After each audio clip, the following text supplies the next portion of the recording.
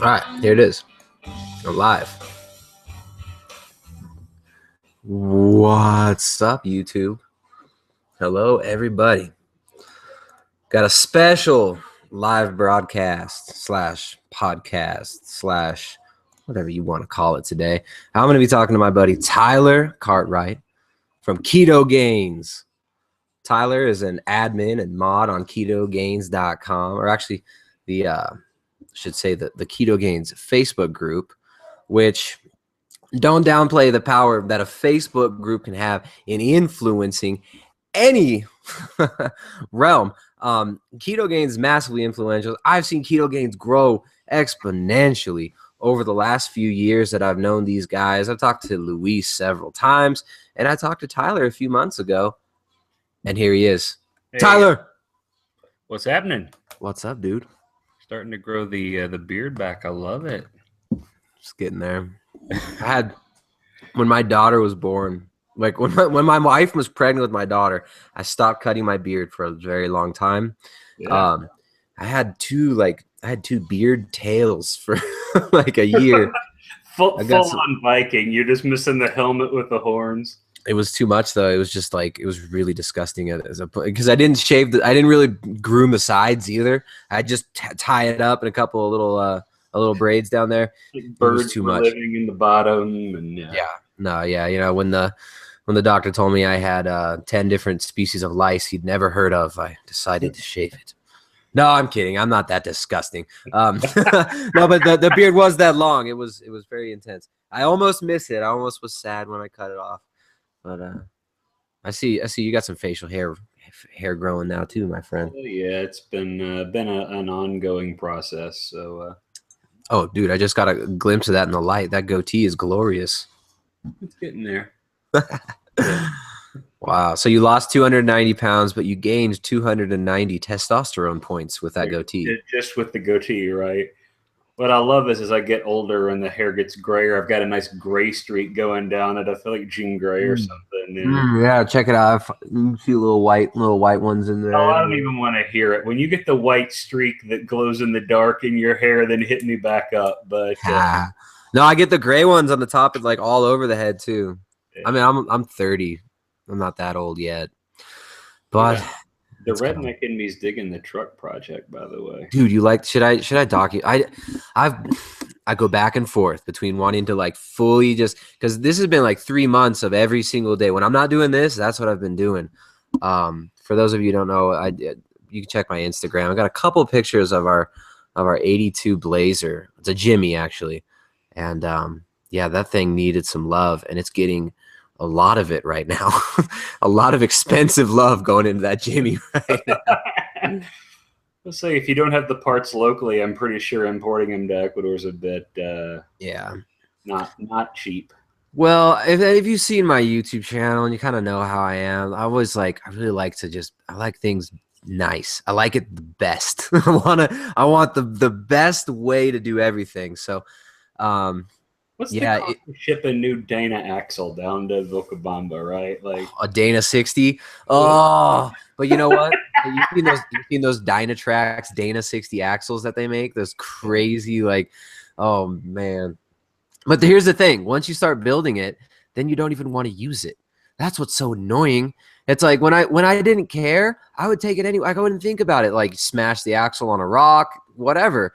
You know, it was a beater. Yeah, but now that I'm $4,000 into the back end of the thing, now all of a sudden you drive it like a granny going to church, right? It's insane. It's insane. And I find myself, I'm planning all these things, and then I'm like, shoot, I'm not even gonna want to drive this thing like I used to drive it when it's finished. Yeah. But I'll figure it out. Buying a new truck, and every time I do, I go and I touch the paint on a new truck and look at how I can see my reflection in it, and I remind myself that I will cry every time a tree branch grazes slightly past it. But I figured that out, my friend. It's called Monster Liner. You seen Monster Liner? You know I have, yeah. Dude, the Monster Liner's legit, and it looks so nice, and you can just bash that stuff, and then you can paint over it if you chip it. I got 6 gallons on the way. I'm doing Bloodbath and Pyroclastic on the truck. It's going to be a pyroclastic bloodbath. I can't wait. That's ridiculous. All right. Well, I want to start. I might have to start another YouTube channel for like travel stuff and adventure stuff, because people complain when you don't stay in the box that they want you to stay in. Like, why aren't you talking about keto? Yeah, and like, what are you talking about? They call it shelf hopping, right? Where like you go from self-help books to books on travel to a cookbook in order, like, then you do like a Sudoku master level, like is that you're shelf hopping around, and they get apparently pretty unhappy with you for doing that. I don't know, but they do. And now I see why all these people have like 5 YouTube channels, and yeah, it makes a lot of sense. I might have to branch out, but it's been fun. Anyways, I'll talk about the restoration project of my 82 Blazer, turning it into a South America domination machine for the our family that will soon be named. Might have to change our family name to the South American Adventure Squad, because we're going to be cruising pretty soon. By next year, I want to be out on the road in that thing, just going all over Ecuador, Peru, Bolivia, maybe Colombia, maybe Argentina. Be careful. The order in which you do that can have some implications on whether you're welcome back in the United States, by the way. So I don't know if I'm welcome back in the United States at all already, my friend. I'm like deathly afraid of TSA. They always steal shit from my bags.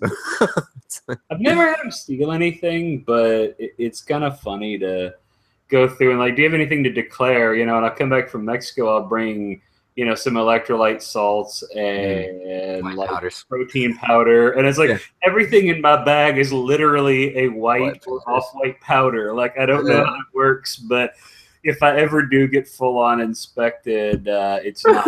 Well, but there's so many people that travel with powders from like back and forth. I'm the same, I had like just all kinds of random stuff, herbs and stuff, like herb powders that'll be like green and brown. And it's like, certain, if you have like ashwagandha or like shilajit, it can look like heroin.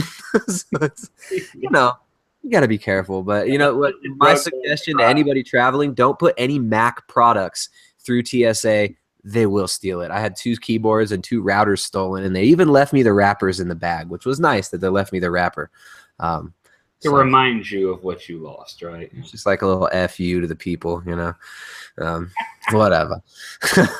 So, Tyler, 290 pounds that you've lost in how many years now?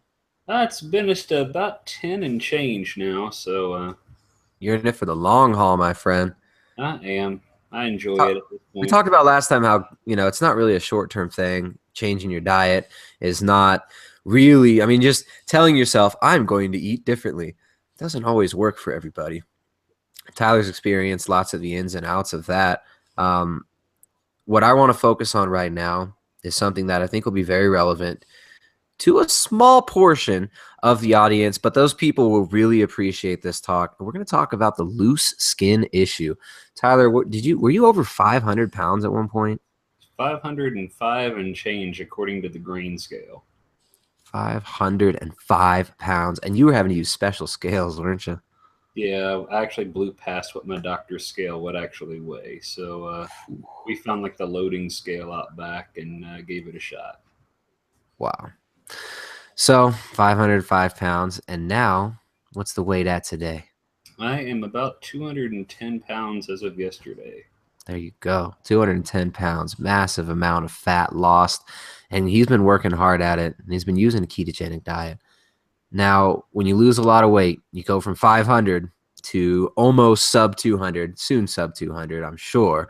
Some people have concerns. Some people ask me, I get clients asking me before they've even lost the weight, what am I going to do about the loose skin? So let's just start at the beginning. Like, what is this loose skin talk? What the heck are we talking about? And, for some people, it's a very sensitive subject. Other people, like you've talked about it publicly and shown the results of your surgery, so you're a little bit more comfortable with it. But it seems to be a point of insecurity for some people and can be really hard to even think about or talk about. What's up with that stuff? So I'll start off. A buddy of mine used to say all the time, you can't shove 10 pounds of potatoes in a 5-pound sack. By the way, that's my partner in crime sticking over my shoulder here. Sorry. Hello. Checking out what's going on.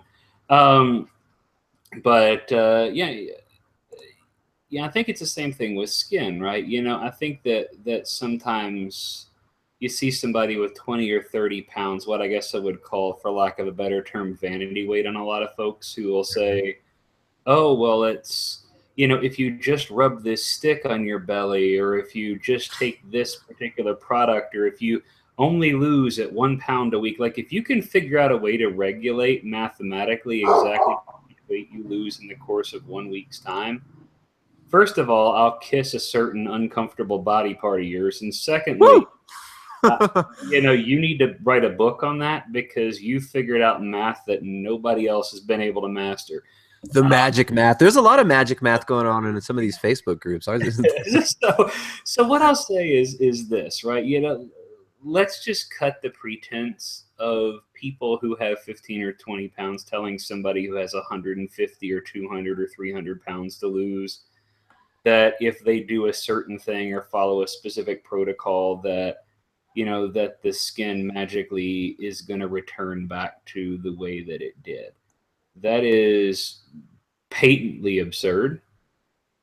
And, I'm sorry, there are things you can do, like lotioning your skin. There may be some argument for things like dry brushing, but if you've got a lot of weight to lose, you're probably going to wind up with some sagging skin by the time it's over with. And there is nothing you can do about it except accept it, or, become sadistic enough to cut it off yourself, or find a competent surgeon to do it for you. Oh man, it's like Saw 7. Yeah, no doubt. Saw 7, ketogenic fat loss. Right. Yeah, just take it off with a really sharp, sterilized steak knife. But but the sad thing is, it's like people will say, and I've talked to a lot of people like, well, what about the loose skin? I'm concerned that if I lose this 100 pounds, I'm going to have this loose skin. And I want to say, like, I'm concerned if you don't lose this 100 pounds, you're going to die of a heart attack in 20 or you're going to have double knee and hip replacements at 45. It's like, and be stuck in the same cycle of depression, self-deprecation, self-limiting behaviors, and habits that are just self-destructive. Exactly. It's like, let's talk about the big picture and not just focus on appearance, right? Because it's like, if I lose 100 pounds, if I lose 200 pounds, am I going to have sagging skin? Oh, hell yeah. Right. Like, and will that keep you? Yeah. It's almost like, and I know I do this all the time when there's something difficult ahead of me. Is there something like kind of an excuse where I can like make it so I don't have to do this difficult task? We do it since we're children. We want the easy route. We want it the most efficient way. And I've definitely heard that, man. Like, well, what if I get loose skin? Well, what are you talking about? So yeah, definitely it's there, and there's really nothing you're going to do to prevent it from happening. If you've got a significant amount of weight to lose, yeah, you're going to wind up with some loose skin, or at least areas where the skin doesn't heal as well as in other areas. So for example, my arms really weren't bad. Never have been. My legs aren't really bad. They heal pretty well. Where I carried the bulk of my weight was in my belly and my chest, and quite frankly, it looked like somebody had popped a balloon on the front of me and it was hanging down. I joke that it looked like the Michelin Man had a baby with Jabba the Hutt, and I had to do something about it. But it's like, really, while I can make light of it, I do get the point that, Tristan, people are very self-conscious about it. Probably women more than men to some degree, because we're stupid and have no sense of style or concern about how we look when we take the shirt off or whatever, for the most part. But but there does seem to be a statistically greater number of women that will say to me, well, I want to know how I'm going to look in a bikini. Well, yeah. I mean, let's deal with the reality of that you're uncomfortable in a bikini now, and that you'll probably be uncomfortable in a bikini after losing 100 pounds, and simply accept that there are consequences to the choices or situations that we've been faced with in our past that have led us to the point that we're at now. And so the only really choice here is, do you want to be uncomfortable because you don't fit in the bikini, or because the skin hangs over the bikini? Those are really your two choices. Or are you uncomfortable because you're so used to being uncomfortable and that path is so trodden in your consciousness that you're going to have to work to form a new path through the woods of the unknown territory that you're about to enter when you lose that body fat, or just becoming comfortable with yourself in general. And I think that that's a major part of the fat loss journey it's funny. We always end up on this stuff, right? Because I've seen some of the chapters you've written for your book and some of the raw stuff that you've put in there. And by the way, Tyler, you're still working on this book, aren't you? Still working. I'm about 50 pages in at this point. So how many times have you written those 50 pages? About 50. Well done. You still sticking with the same name? You got a name for it yet? The rough title at this point is the Former Fat Manifesto, but yeah, that's copyright, trademark, patent pending. No, I'm kidding. It's sort of a rough working title that somebody came up with. Like an idea. I really like it. So he showed me a couple chapters from his book, and a lot of it really struck a chord because I mean Tyler understands that this is not just like a simple thing where. I mean, the actual diet part is a simple thing, relatively. It's like if you do this and walk away from the table, right? It's what is simple is not always easy, but that's the true statement. But no, yeah, you're exactly right. There is a shift. I'll give you a great example. I stopped by actually to pick up some supplies at the CVS pharmacy, here in town. And they had one of those carts where they're restocking the shelves sitting in the aisle that I needed to go through. And I clearly could fit on either side of this cart going through the aisle.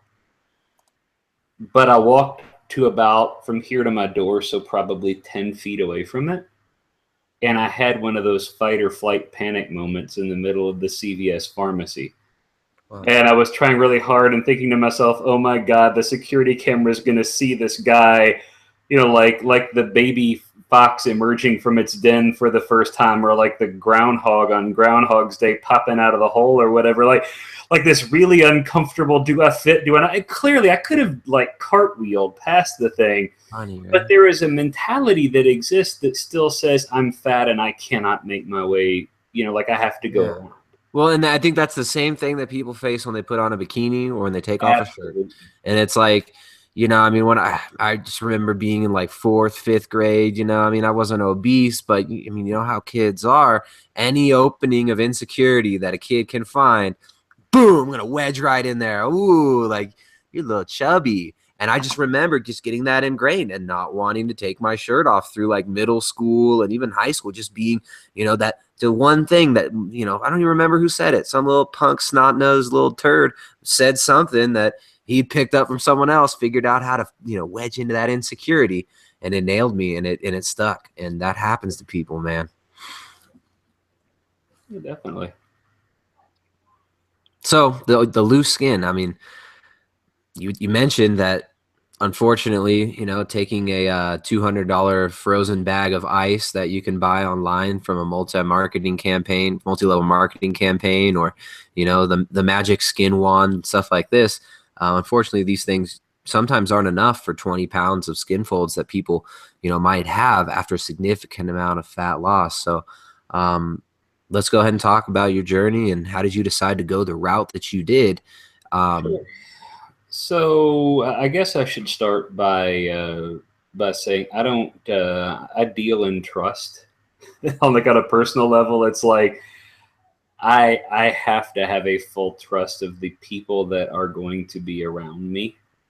And the minute you lose my trust is the minute you forfeit my friendship, quite frankly. And I have bad experiences with anesthesia in my past. And I am stupid enough that if it doesn't hurt, I'm going to keep trying to do it.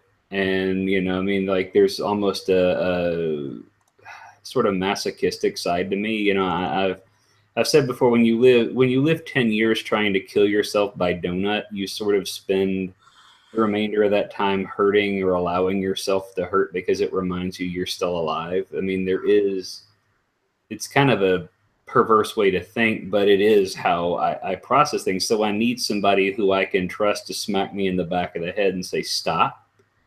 because otherwise I'm going to keep plowing forward and probably end up delaying myself. And so it was a really big struggle for me to decide to go ahead. Honestly, for about the last year, I probably could have just drawn a line in the sand and said, this is the time, I'm ready, whatever. Working with my surgeon, the conversation was, yeah, you could lose more. You could do it now. It's up to you. Whenever you're ready. But, let's just, pick a time and let's go with it. And I just kept delaying it and kept delaying it and kept delaying it. And it wasn't necessarily for any other reason than my memories of anesthesia and my concerns of replicating a lot of what had happened before were very real. The idea that, from a cost savings perspective, it made a whole lot more sense to go out of the country than to have the surgery done in the States. Now, when you price it out, just, to give people a general idea, and of course, this isn't like this is what the prices are, but what did you find the cost would have been in the States, and what was the difference between that and your in the U.S. surgery? In the U.S., the surgery that I had done would have been about $28,000 here locally. Wow! You know how many Dana 60 axles I can get with that? You know how many top end kits I can get with that for $350? So, it's a lot of money. And the challenge is, of course, as with almost all plastic surgery, it's coded as elective, which means the insurance basically bids you a fond farewell and says, have fun with that. And so, the idea, of course, everybody's got $30,000 laying around that they don't want to spend on, things like retirement and food and a mortgage, right? Nobody cares about those things, right? 30 grand pocket change, right? Like just shake the couch one or two good times and everybody. Let me check the piggy bank. Right out, right? Well, it depends on whether you got Pablo Escobar's couch from the eBay sale or not. But that's right.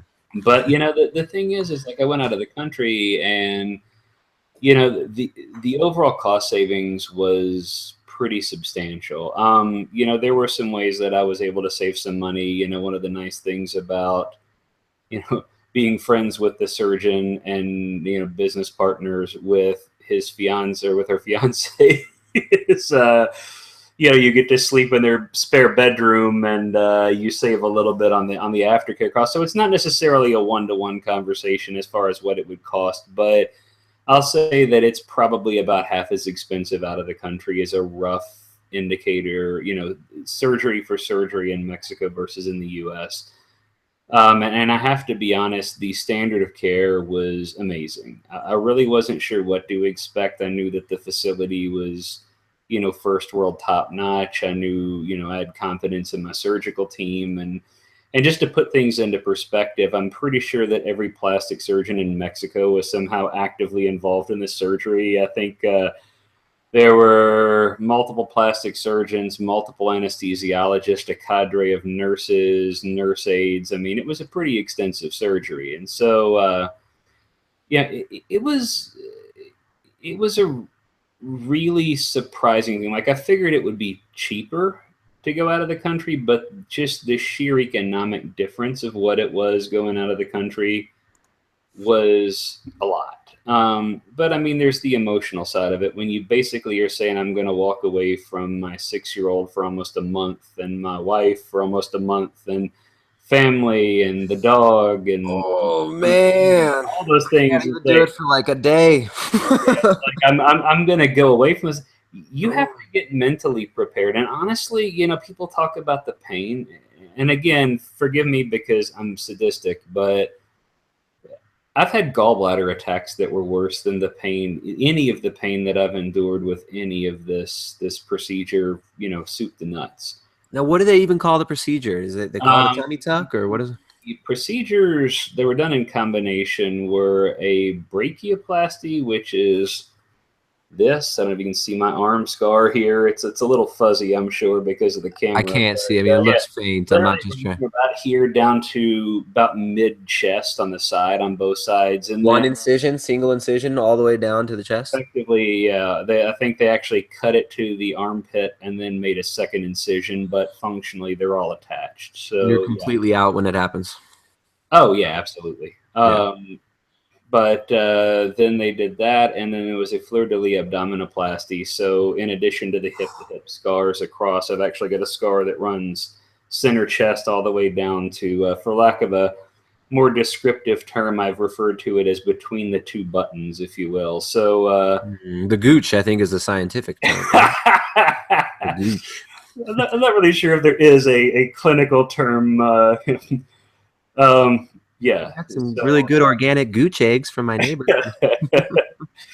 but nonetheless, it's there's pretty. Like I said, I look like Frankenstein's monster. Although I did try to talk Marisol, my surgeon, into leaving, doing the stitching as the crosshatch and leaving it in long enough that when it healed, I would look like Frankenstein's monster with the X bracer, the crosshatch stitching, and she was not a fan of my idiotic idea, but I do think it would have been fun. That would be so rad. I mean, hey, if the scars stick around, like you got Halloween. Like if you're gonna be scarred over, I might as well have a ridiculous scar pattern going over the top. Or you tattoo that thing. You turn it into something. You do scar art tattoo. That's what I was about to say. Is now it's an opportunity to go in and have them drawn over the top and full on Frankenstein style. But no, it's funny. Like the emotional side of it was way more than I expected, to be honest with you, Tristan. Did it feel like it was like literally removing something from your shoulders, like a psychic burden kind of being removed when that happened? The physical side of it was easy. I mean, honestly, it truly was. And I'll start there and I'll say, again, I think if you go in strong, if you go in prepared physically, strong abdominals, strong back, that you've been training, that you're in good cardiovascular shape, it makes a huge difference in recovery versus somebody who's, say, just lost a whole bunch of weight by sitting on the couch and not eating and then goes in for the surgery. I do think that there's a huge difference in those two patient outcomes. Now, that being said, the emotional and physical side, the emotional side of it rather, and the mental side, it's weird, like to look down and see my toes without there being skin and, kind of sagging breast tissue in the way. It's like, I do remember how those feet looked without having to lean over, right? Like I do. All of that stuff is there, and it's definitely a clear, it's definitely a challenge. The emotional side of it, not only kind of being out of your own element and being away from your family, is definitely draining, but on top of that, you've got this sort of new image to deal with, right? So when someone smiles at you, it's not, like you don't feel immediately like, oh, or one of the things that you find is like as you gain weight and you become obese and super obese, like the smiles that you get tend to be very uncomfortable smiles. Like I'm smiling at you because if I let my jaw drop and pointed at you, it would probably be uncouth. Like, I mean, they're literally. I'm so glad you brought this up, man. I've heard this from so many people. I've had a lot of friends and clients I work with talk about how they get I've had a few people tell me they've almost become embittered after losing the weight, because then suddenly people would treat them differently. People would be nicer to them, or at least they would perceive it. The way I kind of try to spin it with some of my friends and clients is I tell them, well, look, you're treating yourself differently too. So it's like when you're interacting with the world, we see the world through a you-colored lens. It's like, and if you're treating yourself horribly, like you said, suicide by donut, 1,000 drips, the suicide by donut, one day at a time, one meal at a time, you're treating yourself poorly. And then it's kind of this feedback loop. And, but yeah, I've seen it really trip people out when the world starts reflecting differently at them.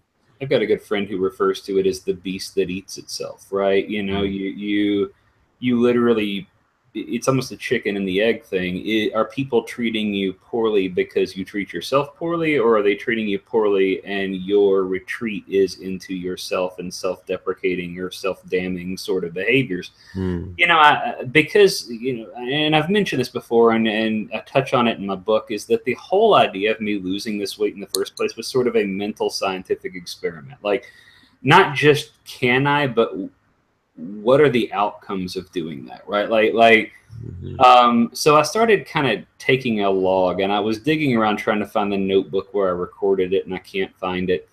But statistically, I averaged one meaningful touch a day, and I set my wife and family aside for this experiment because I was just curious. And I guess I should probably say meaningful engagement, because I was also counting eye contact, cordial smiles, anything that would indicate that there was reciprocity of friendship or mutuality or whatever. I believe it was like 1.25 times per day. Wow. I mean, that's. And I've seen studies, you feel like that's very low? Well, I'll say I've seen studies that indicate that it's between 16 and 20 meaningful interactions that are required for somebody to feel in any way connected or fulfilled or emotionally.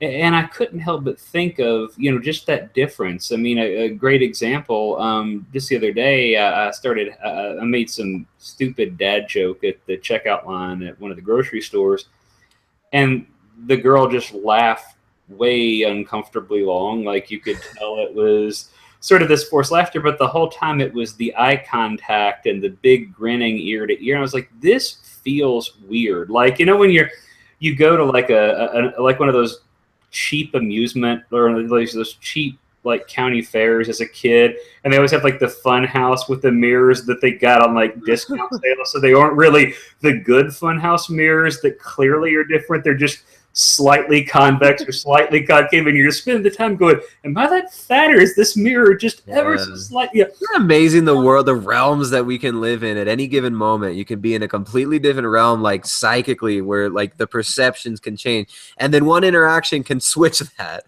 It was such a weird thing to realize, like, hang on a second, this person's actually engaging with me, and this is the worst joke I've told in like a year. Like, you just like sparked this person's soul. Like, I said it, and the whole time I'm sitting here going, that was stupid. Why did you say it? Like, and I look up and I'm like, oh, wait a minute. Like, I don't have to overcome that hurdle anymore. I don't have to be the funniest guy in the room. I don't have to be the wittiest or the smartest guy in the room, because I'm not, toting Santa Claus's sack full of toys on my chest anymore. Well, because now you're the most fit guy in the room, so that's how you measure everything, right? Because that's like whoever's got the biggest biceps, right? It's like the depth of that interaction. I mean, and when you get those interactions, it can be infinitely, it's like there's her laughing at your joke, and then there's her looking at you and laughing at your reaction. There's you recoiling, and then her feeling that, and both of you feel everything that the others are feeling in this little subtle realm of like the heart or whatever, wherever that happens. And it's just, that's amazing. Like, I totally relate to that, to those experiences of like having intense anxiety, and then just like getting those breakthrough moments of, oh wow, we can connect to anybody around us at any time if we just have the desire and intention to. Well, but it's definitely, like, I'd love to say it's like, oh, it's a windfall or like a breakthrough and you're on the other side of it permanently, but there's constantly this sort of like turtle poking its head out of the shell thing, right? Like, like you try it when you feel safe, you engage with somebody, you make eye contact, you smile at somebody in a way that isn't just a sarcastic, get the hell out of my way kind of a smile, right? Yeah. Like you legitimately engage with somebody just walking down the street, and they reciprocate, and it's like, wait a minute, that's awesome. Yeah. And so I do think that in the same way that if I look back on my weight gain, it was sort of this, turn the fire up under the frog in the pot of boiling water slowly kind of a thing, where I sort of slowly eroded back into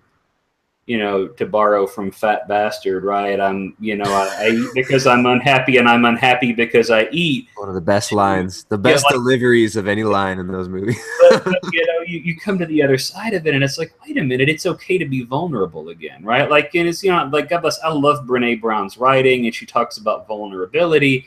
And I got to be really candid here. When you weigh 500 pounds, it is not safe to be vulnerable to anyone. Mm-hmm.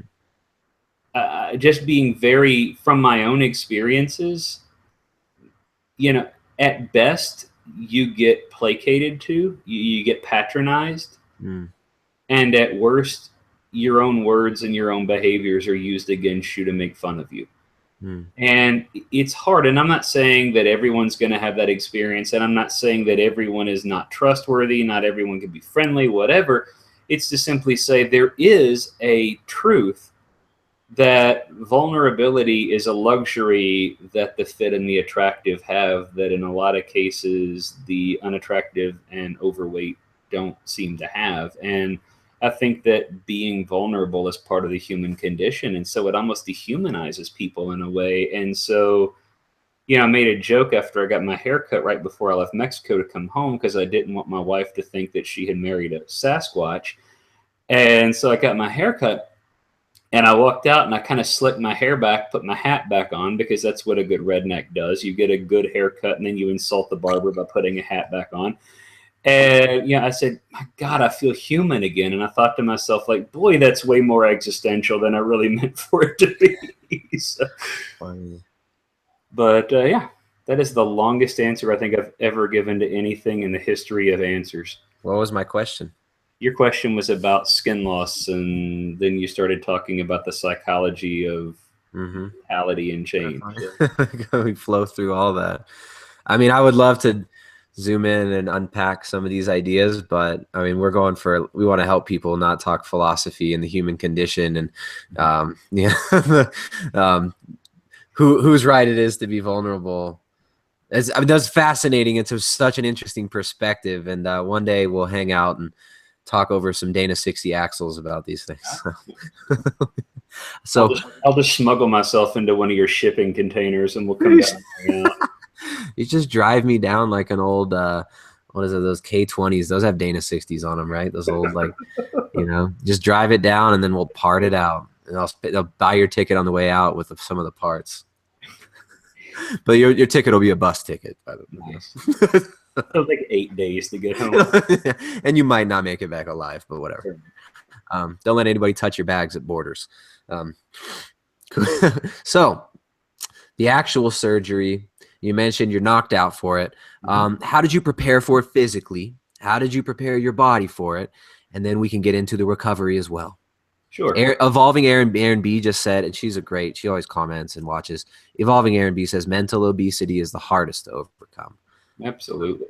Yeah. Well, you can't cut that off with a scalpel, and you can't make it go away with a fork, right? I mean, that's the challenge of it. But with respect to with respect to the surgery, the preparation was really physical and mental, right? Like, I really had to get myself. One of the things I love to do when I train is to have a mantra, like a silly little thing that I say to myself before I go into a lift that helps to kind of focus me into what I'm doing. And the last thing you want to do is be underneath a bar and have your mind on something your jerk coworker said to you, or, whatever. Your focus needs to be on proper bar path, on proper loading, on proper hand position, on proper foot position. All things, and I think it was the same thing. The most important thing is the angle of that you're shooting it for Instagram. There you go, right? You got to have the right filter turned on. Oh, the outfit too. I mean, you have to have the trendy, expensive outfit that's made in China, just like all the other clothes at Kmart, but you bought it for $100,000 online.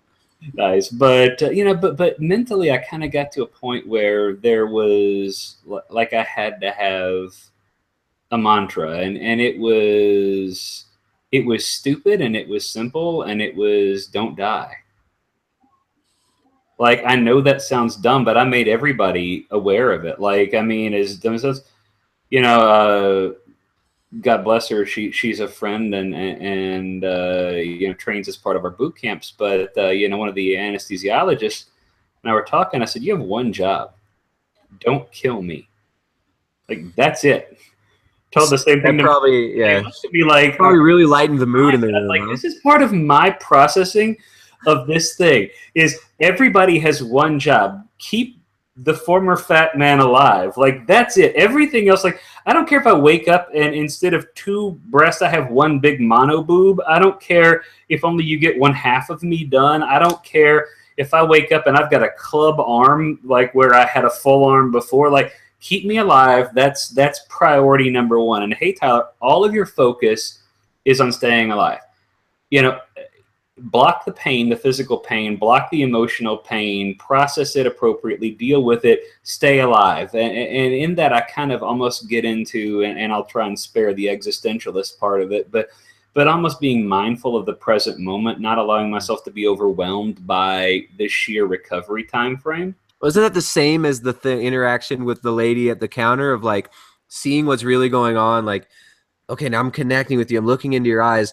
Oh, wait, are you laughing at me? Are you mocking me? And then, it's almost the same thing of just being present and allowing yourself to just see and feel what the heck's going on. Yeah, very much so. Because, when I'm a thinker, like I overthink everything, and people will, they'll make fun of me because I'll have contingency plans for contingency plans. And it's not enough to have a plan B. You need to have a plan B-A and a plan B-B, right? And so it's just in my nature to have, every possible mapped out worst case scenario put together.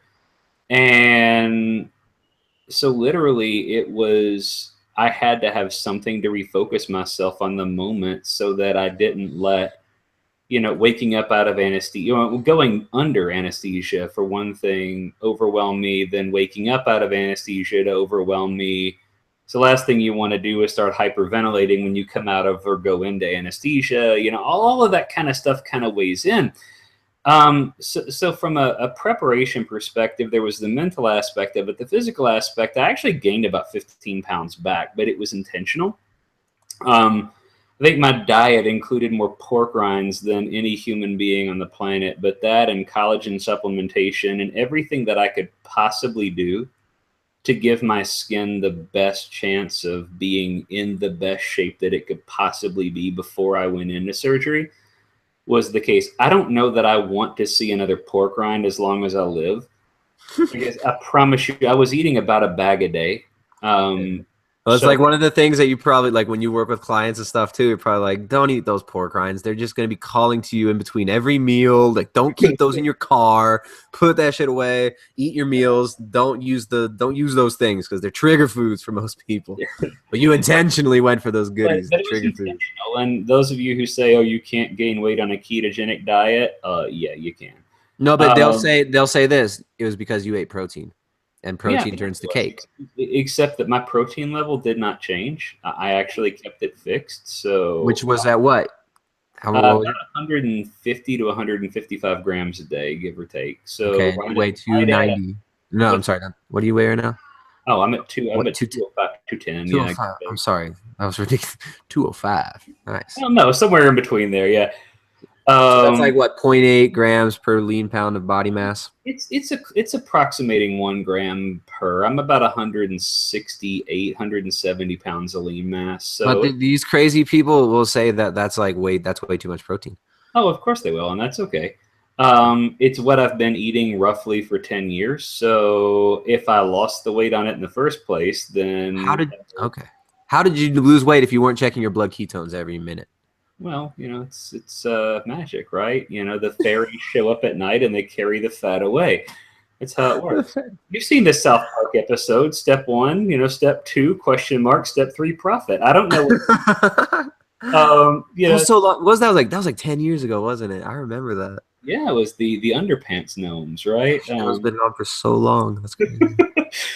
But but the truth of the matter is, like, you have to prepare yourself physically too, because it's not really the pain. It's not really anything other than just the grind of knowing that for 3 months I can't really go to a gym and do anything hardcore. Like I can't squat. I can't do any real compound movement underweight. So I'm with single joint exercises and blood flow restriction and things that I can do to try and improve that. So it interrupts, for those of you like myself who are very process driven and very like, this is how I operate Monday, Tuesday, Wednesday, Thursday, Friday. This is how I live.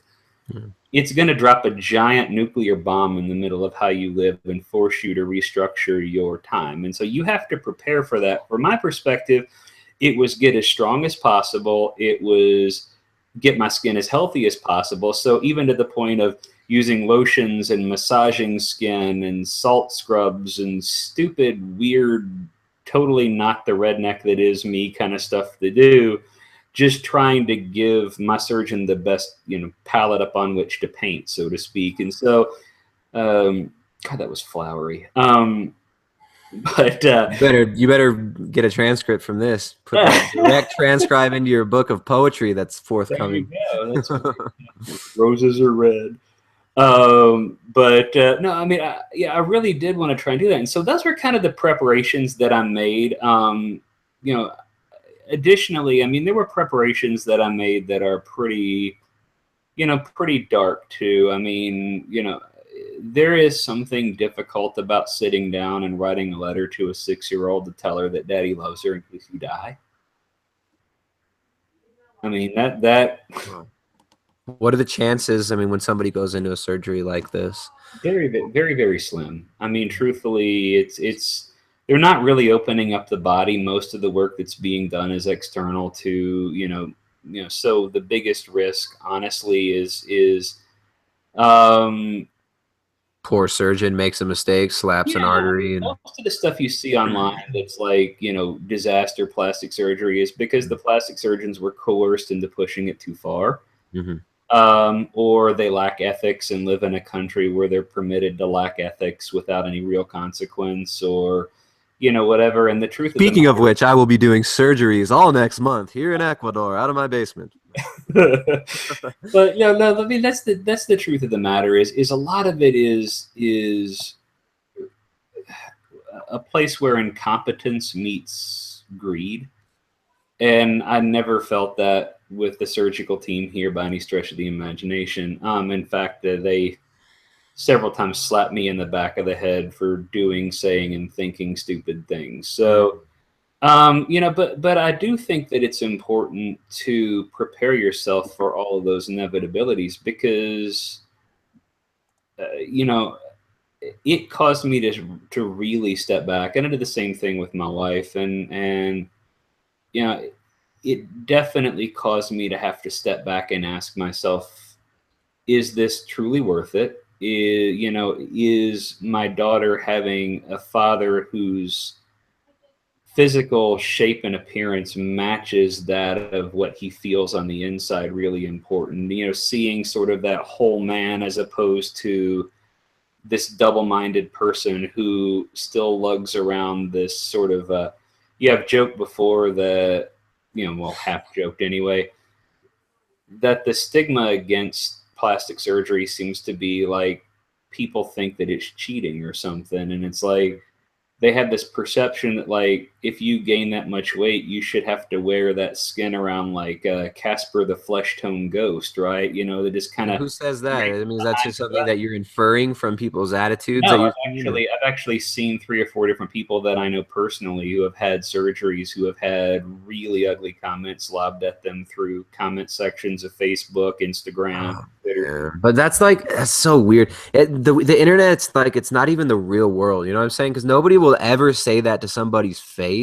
Yet for some reason, these little parasites think that they can trickle their shit out all over the place on the internet whenever even it's pathetic, man. That's so upsetting to me. I'm sorry. The joy of the anonymity of the internet is it sort of like it brings out what's truly in somebody's heart when they don't have to pretend. You remember The Real World on MTV, right? What happens when people start getting real? It's like, I think that the internet is a mess. People start getting real in front of a camera crew that's like, directing them. $15,000 a week, right?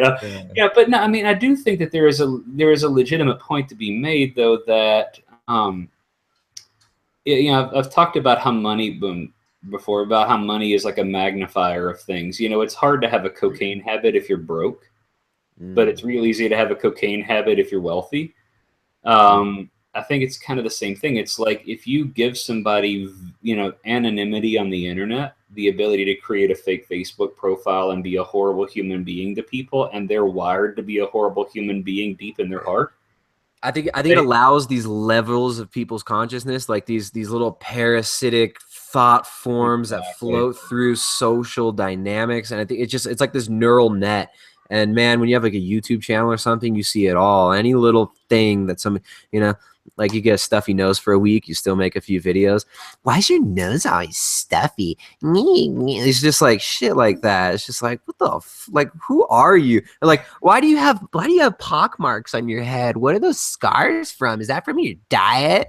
It's like, no, when I was a child, I was nervous and anxious when I got chicken pox and I couldn't stop picking my scars. And now I get to live with it. Thank you so much for trying to find an opening in my insecurity and wedge in little shit so you could spread it through the world and make the world disgusting.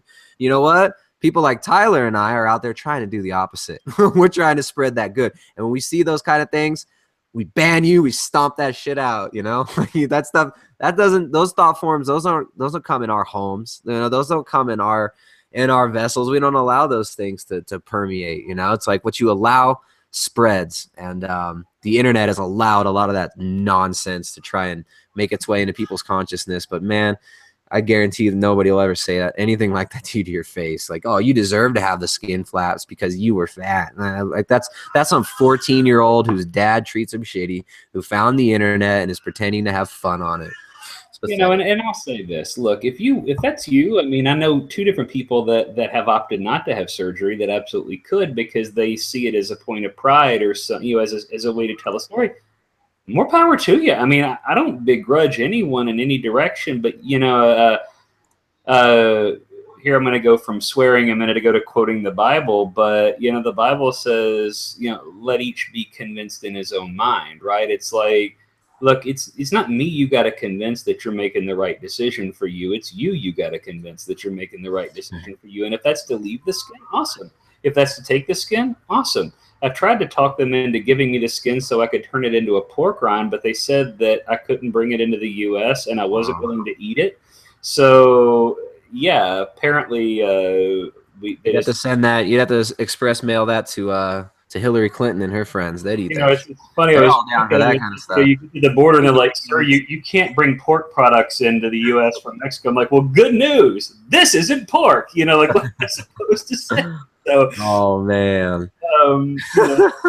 Yes, I know every commenter that's out there going, "Oh my God, that's gross." Yes, it's gross. It was a joke. Remember my comment about making myself feel comfortable with all this? Well, I mean, the whole thing. It's like you got to have a light heart about these things, man. Unless you can't let it get too heavy. And I could see you're like me. You can ride the whole spectrum of human experience, from seeing the beautiful and the divine to the opposite side and looking into that abyss. And it seems like you experience both with this, with having to consider, writing your daughter that letter. I mean, that's a pretty intense thing. I mean, of course, I haven't had any major surgeries since ever. I've never had to be knocked out under anesthesia, but I just, just empathizing and thinking of what I would do in that situation.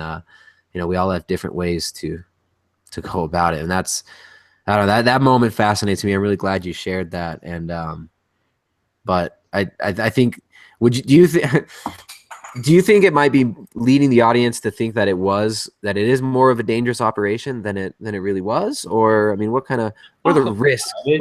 It was a lengthy operation and you just never know. I mean, truly the statistical odds are extremely rare that someone would have, and most of the time it would be a complication from anesthesia, because no doctor in their right mind is going to put someone under for 5 or 6 hours that has any pre-existing condition that is going to exacerbate or put them at risk. If you find a doctor that's willing to, you need to run the hell away from that doctor as fast as humanly possible.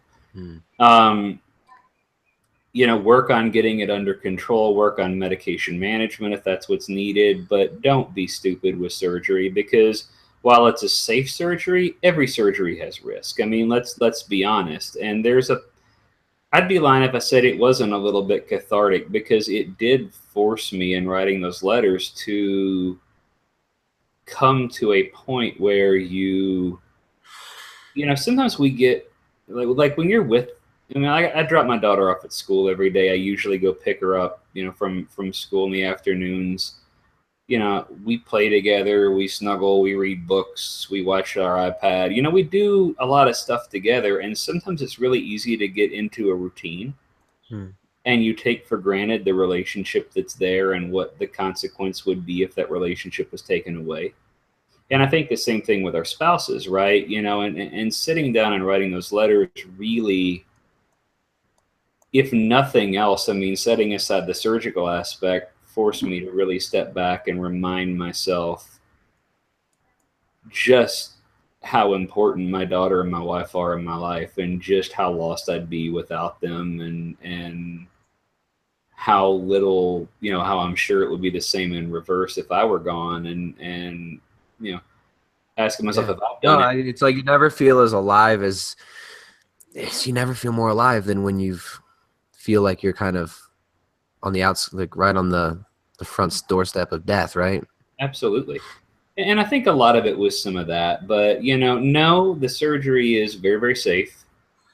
But you would be foolhardy not to investigate the risks and understand the risks of all things before you enter into them. You'd be stupid to do that. So in all ways, shapes, and form that I can say this, understand the complications and the consequences and the risks, and be prepared to accept whatever the outcome is before you go under, because you can't undo this. They can't put the skin back on. So after the surgery, so you got that stuff cut off, 2 major incisions, one down the arm all the way down to past your chest, right? And then the other one from your chest down to the nether regions. Mm-hmm. Yeah, south of the wall, as they say. So what happened when you woke up? What about the recovery? Let's get into the second half. It really wasn't bad. I was on an IV pain medicine for the entire time I was in the hospital, but I was only in the hospital for about, I guess right about exactly a day.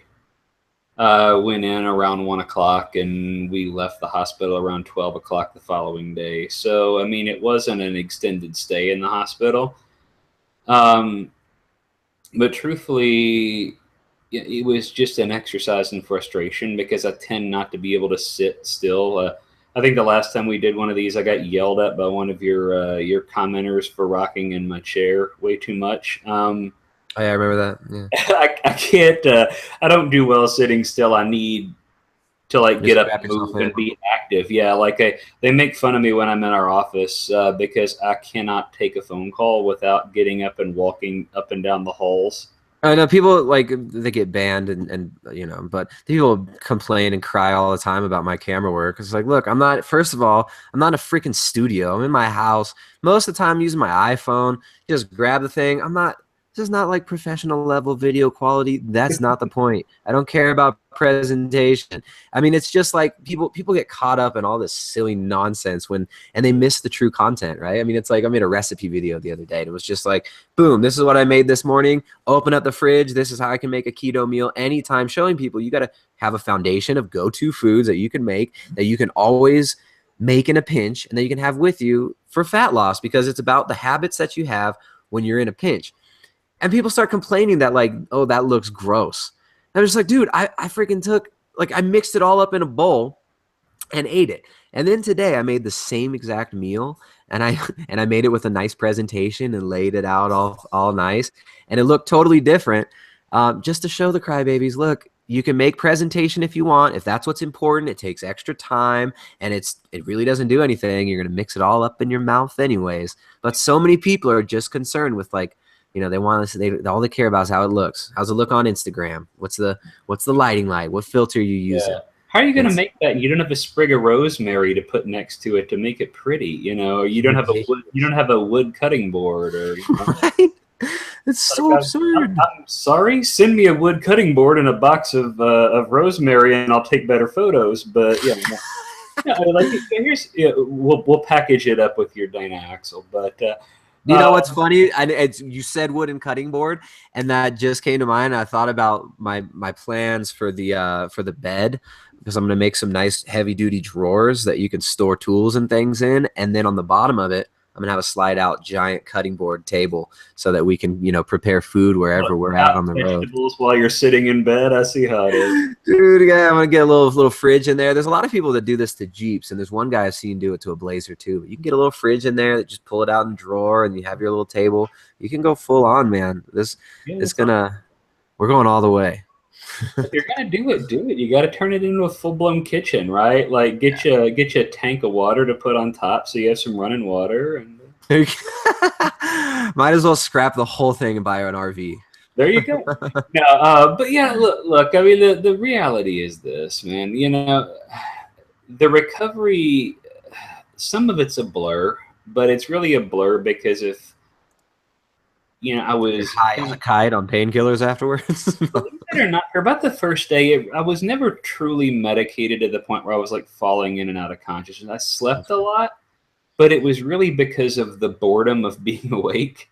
In the hospital. It was like, okay, the internet's terrible on the Wi-Fi, so I can't really watch anything, and and I don't.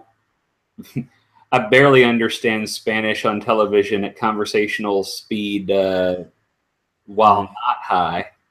You introduce an analgesic intravenous drip and have me try and watch Sábado Gigante, and I have no idea what's going on.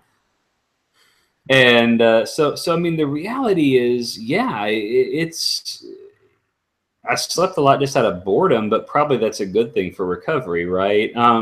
Yeah, well, maybe you thought it was out of boredom, but your body was just telling you, sleep, Tyler, sleep. You need to recover.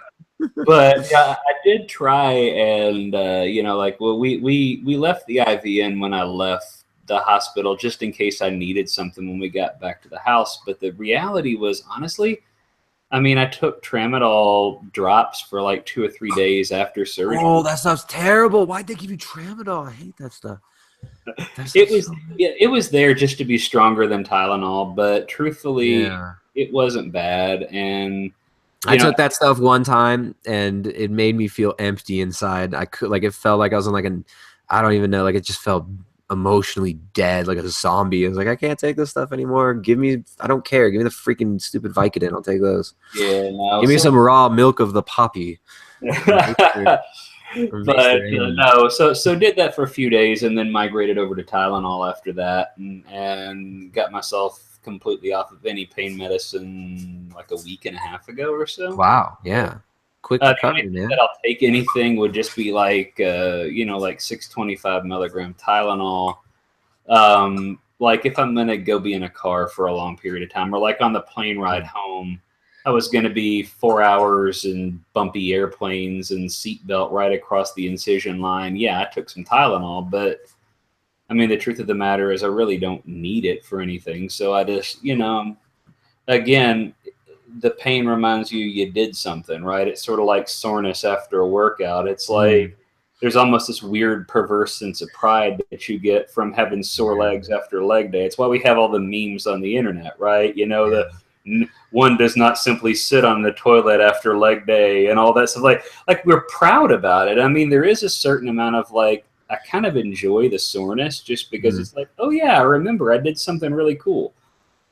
And I could completely relate to that, man. You got something done when you're sore, like when you come home, you're dirty and filthy and just like your clothes are thrashed. I'm proud as hell, right? Like it's awesome. Done. It feels good.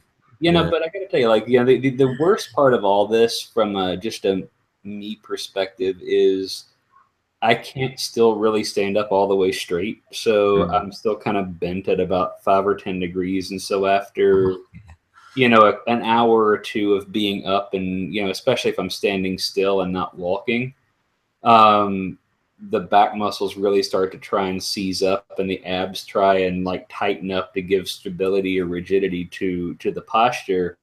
And then when you do try and stand up to stretch or whatever, it just feels like everything inside of you is. Oh man. So yeah, it's funny because there's all the collagen networks that are connected with everything else in the body, and then you just rip that up and changed a lot of it. So it's probably having to reconnect, right? And then, absolutely. I mean, every time you stand up fully, you might be breaking apart some of those new connections and telling, oh, nope, you're going over here now. This is your new spot. Connect to that. I'll tell you, it's the weirdest thing. Like, we had to do some work on some of the stitches because me being an idiot and not sitting still, I sort of busted a few. And so surgeon had to go back in and stitch them back up. And she would give like topical anesthetic or whatever, like injectable anesthetic around the wound. But because of all the remapping, and this is such a weird sensation,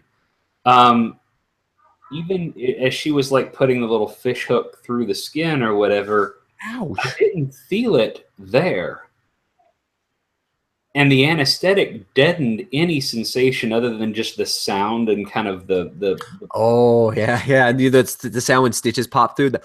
Exactly. But what was crazy is places that she hadn't given anesthetic were the places where my brain was registering the pain. So like I would be registering the pain from like a center line scar, like a suture, like over on my left kidney. Wow. And it was the most bizarre thing because there was no anesthetic in that area of my body over here on this hip. It would fire off like full-on suture pain. Like, Tyler, it sounds like this is like a gateway experience to it was you're about to join the Wu-Tang clan right now and get into the acupuncture and all this stuff, which if you start to look into there actually is a significant amount of evidence that would point to some of these things being quite legit, but it's all about the lens through which you look at it, right? Like if you read Dr. Robert O. Becker's book, The Body Electric, that is a fascinating book, and he gets into a little bit about the nature of collagen and just the electricity in the body and stuff like that, and how we're wired. Be careful if you say light for electrical signaling through light beings. Jack Cruz is Jack Cruz. You can eat a what. So yeah, I mean, it sucks that there's people like that that will poison the well with stupid behavior, but he is kind of onto something there, and none of this is like things that he made up. He just takes bits and pieces of other people's work and spews it out there and pretends like he invented it. But there is some really cool stuff out there, and if you watch some of these, there's this video. Shoot, I think it was like a French. This might be a French video, but they took a microscope and they went in and they like a really tiny camera, and they filmed collagen moving underneath the skin. And you can see the way that these little tendrils move around and reform. And it's non-linear the way that it functions. It's not just like a, positive, negative wire. You plug it in there. There's water going along, little droplets of water traveling along these collagen networks. The whole thing is just so amazing. But I'm sure you've geeked out on a few of these things and looked at the mysteries of collagen and water movement through the body. No, it's awesome. But, it was just such a weird experience to have someone touch this part and to feel it in like your right leg. It was the most, like, I literally, she was like, does it hurt? And I'm like, well, not in the place that you're doing the thing that would make it hurt. Like, it's dude, does your wife ever rub your feet? Dude. Does your wife ever massage your feet? Yes, I guess. We're tiptoeing into new territory now. No, this is for the other channel that's not on YouTube. No, there you go. No, but like the foot, there's all these little points in the foot, and I've had my wife massage my foot and had parts in my neck pop open. Just like loosen up. And the body is an amazing thing, and these lines of tension that can be throughout it. There's a lot of really interesting stuff. If you ignore the yoga people and the weird words they surround these things with, and you actually look at what's going on, there's kind of some fascinating stuff going on in the human body there. I mean, even if you look at what science has shown with respect to like remapping and neuroplasticity and all of that sort of stuff, you get into some really weird and wonky stuff that the body's capable of doing, and you start to consider, I'll spare you the 20-minute conversation I've had. I'll simply say this: it's really, really fascinating what the body is capable of doing that we don't realize the body's capable of doing. So, fun stuff. Yeah. So you've recovered pretty quickly. It seems like you're chipper and cognizant, and you're moving around a little bit more, although standing still hard. How long has it been since your surgery? I'm about 32. Let's see, I did it. So 34 days now, I think, since surgery. I'd have to go back and double check, but it was the 4th of last month. So you got to want it. I mean, you're going through a 34-day recovery, plus, you still got more recovery to go. You got to really want it. I'll be wearing a garment under my clothes to hold compression for about 4 months. Like I said, I can't do any real compound heavy lifting at all for 3 months, which means basically 15, 20, 25 pounds of static weights, about the most that I can hold.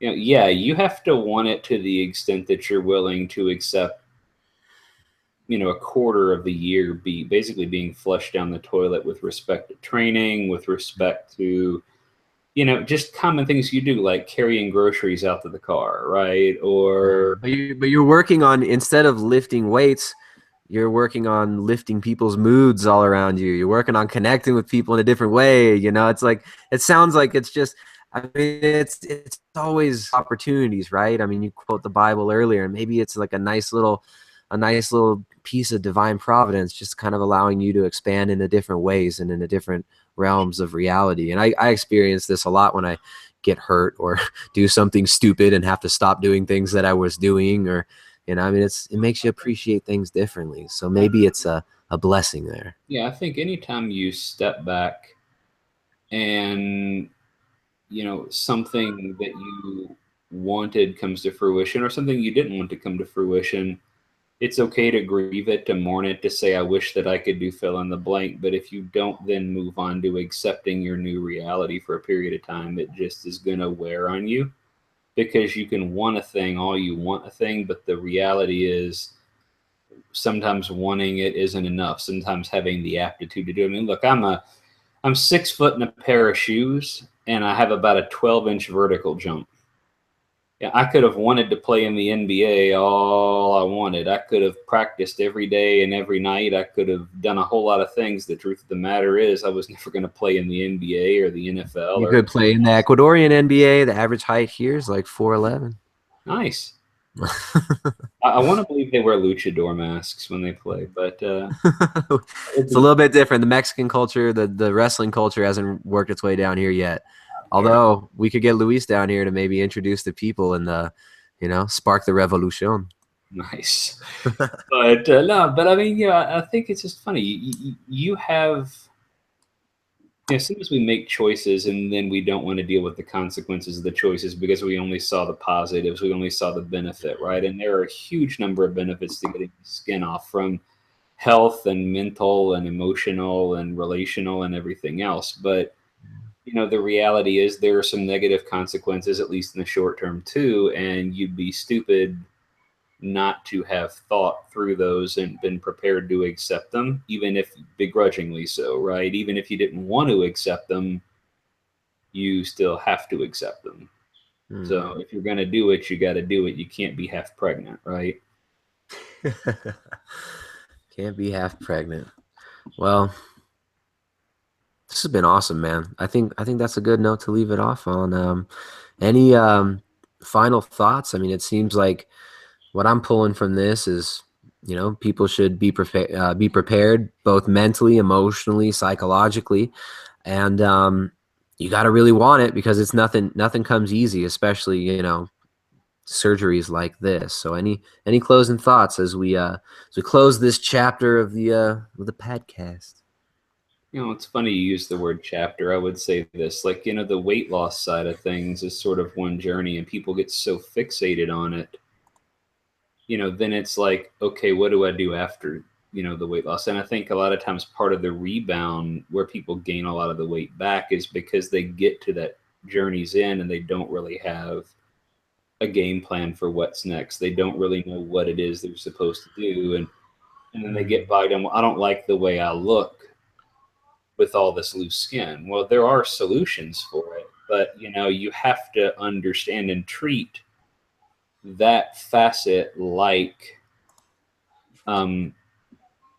another journey, right? Because the process of going into that surgery, the mental, the emotional, and the physical recovery take time. The same as it happened when you started going to the gym, or when you started putting the fork down, and when you started eliminating carbohydrate from your diet or whatever. There is a natural progression that happens, and when you reach one journey's end, you can't just say, this is good enough, I'm going to plant a flag here, because you won't. We are wired to be people that need a journey, that need a new destination, a new experience, a new exploration. And so I don't think it's, from a pain perspective, anything to be afraid of. I don't think from an emotional perspective, it's anything to be afraid of. It's just a situation where you need to understand what you're getting yourself into, and then ask yourself the question, is this something that I'm willing to endure in the name of aesthetics or mental health or whatever? Mm. And if that's where you're at, feel free to reach out. I'll be glad to answer whatever specifics I can, to introduce you to my surgeon, to whatever it is that I can do to help your listeners out. Definitely, they can find me all over the internet. If you Google my name, I'm sure you'll find He's a Jerk rants, along with some of my random musings on life. And I'll take that post down. Pine cone boxes. So I'll remove that post from my website. It's okay. Yeah, I understand. Yeah, I'm a jerk. It's all good. Nice, man. Well, hey, it's been great talking about this stuff. I mean, it's funny. Like, in the end, I guess one of the takeaways is, losing weight. And I'm not trying to put words in your mouth. I'm kind of just saying what I'm taking from it, and something that I've been thinking about a lot lately too is when people are losing weight, when people are changing their life, trying to get healthy. It really helps to focus on a lot of other things rather than just the weight loss or the fitness aspect. You got to love life. You got to have things that you're doing. You got to have projects. You got to have intention. You got to have something lighting a fire under you in some other direction rather than just, I want to look different. Because then if you get there and you still haven't expanded into any other new territories elsewhere, the old habits will replace that. So you got to replace that. It's about time management, habit management, and just building a life that's worth living, a life that's worth enjoying. So yeah, I guess that's my last ramble. Cool. All right. Well, you guys can find Tyler at ketogains.com, as well as the Ketogains Facebook group, which is a breath of fresh air in a jungle of muck on Facebook. So Ketogains Facebook group, the guys who run it, they do a great job. They help a lot of people out. So check out Tyler's website, ketogains.com. They also do a lot of boot camps. You guys doing any boot camps lately? We are right smack dab in the middle of one, and I think we start a new one on the 5th of next month. And I think signups are going to go live, if not today, then tomorrow, depending on our technical prowess and being able to get it done. But if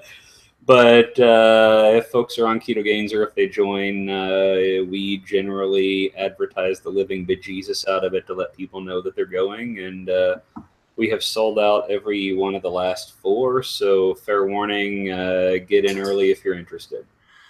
And I think the boot camps are a really cool thing. They give people the community aspect, the support aspect, and you tell them what to freaking do. So I think, it can be really beneficial for people who want the support, who want coaching, and who like doing things in a group environment and like the social aspect of it. All the guys that run Ketogains, Luis, Tyler, Malcolm, Abraham, Michael, everybody who's running Ketogains over there, in my experience, have been great stand-up guys and gals, and do a really freaking good job. So check out Ketogains on Facebook or ketogains.com. And of course, check out primaledgehealth.com. that's my gig. That's our little thing we're doing here. It's awesome. Woohoo! And check out my wife's cookbook, the Ketogenic Edge Cookbook, a training manual for low carb, ketogenic, and paleo cuisine. You had to look up. You had to look up there and read the rest of the title, didn't you? I had to read it in my mental cue card, and I got to do that every time. But I've been nailing it lately. I made a video earlier, and I got it right. So check it out. It's more than just a cookbook. I say it all the time. It's a straight-up training manual. There's so many positive reviews. And thank you, everybody who takes the time to actually write and leave a review on the website. We greatly appreciate it. And I know it takes time, energy, and effort to do it. But, hey, it does help, and it sure makes us feel good. Gives us a little pat on the back there, and that's what we're all about, is just getting our back patted. No, I'm just kidding. We love to help you guys out. We love to share as much information with you as we can. And yeah, so check out primaledgehealth.com. You can find Tyler Cartwright at ketogains.com. And I'm signing out. Like it, share it, do all those things that people say to do with social media that I never say to do. And I'll see you guys next time. Thanks. See you guys.